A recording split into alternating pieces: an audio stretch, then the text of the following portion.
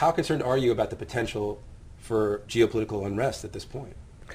I am very concerned about it because you have a collapse of the financial system that impinges on the life of ordinary people in a very big way, and a storm hits them, don't understand where it's coming from, and terrible human suffering, and lack of understanding of why and where it comes from. It creates anger, and people want to hit out.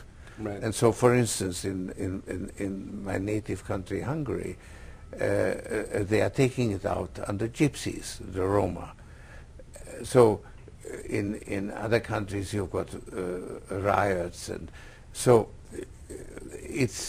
it could lead to governments losing control.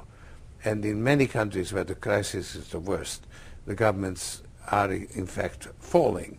Right. And the two countries where currently are in the worst situation, one is Hungary, another one is Ukraine. I mean, Ukraine is much worse than Hungary, so I don't want to bring them too close to each other. But in both countries, you have internal divisions, political crisis. So very often, economic crisis reinforces internal political. Right. So it sounds like you're more concerned perhaps about tensions in Eastern Europe than the quote-unquote obvious hotspots like North Korea firing a missile over the weekend, or Pakistan. Well, Pakistan, of course, is probably the most dangerous situation, and the economic conditions have a lot to do with it. And I think that Pakistan needs substantial financial assistance because the American aid has done nothing for the people of Pakistan. It has done something for the army, right, but nothing for the people. So if we want to enlist their support, and we need their support to deal with the terrorists who are really ensconced in Pakistan. I mean, that's where they live. Right.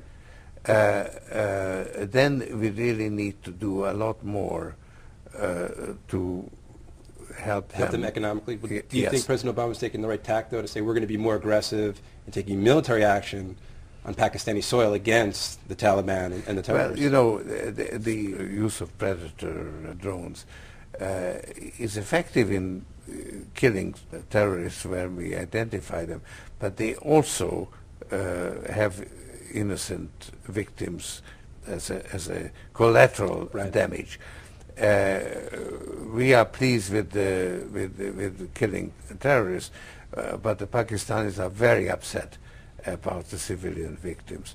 So it's a very questionable tool to use and needs to be used with the utmost discretion. What are your thoughts about Russia? And this, you mentioned Ukraine. I mean, yes. What would instability there do for Russia? Well, you know, I was very concerned. In the book, I say that I'm worried that the financial crisis could make Putin more repressive at home and more aggressive abroad. Right. And I'm pleased to observe that as of now, that hasn't happened. That in fact, there are more critical voices in Russia than before. And so far, they haven't been silenced by force.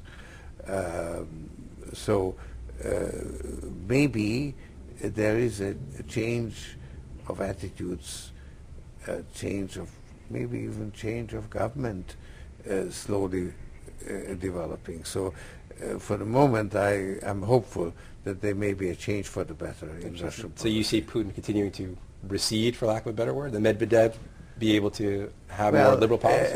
I think Medvedev is really a cipher.